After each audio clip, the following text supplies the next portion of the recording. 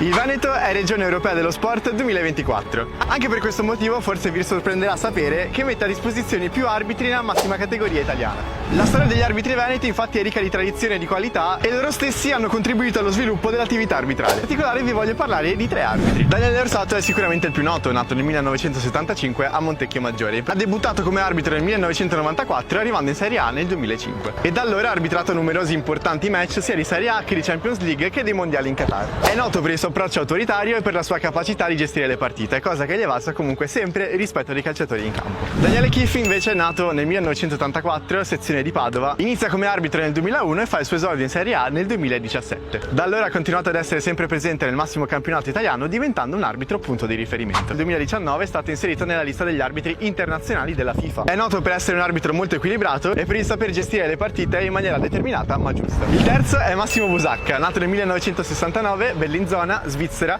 da genitori italiani originari del Veneto. Ha fatto l'esordio in Serie A nel 1999 e presto si è guadagnato il posto come uno degli arbitri più affidabili del campionato. È stato uno degli arbitri più famosi e rispettati a livello internazionale. Ha arbitrato numerose partite europee. Dopo il ritiro dall'arbitraggio nel 2011 ha comunque mantenuto un ruolo all'interno dei ranghi arbitrali, dirigenziali e di formazioni anche per le nuove leve, lavorando anche come responsabile dell'arbitraggio per conto della FIFA.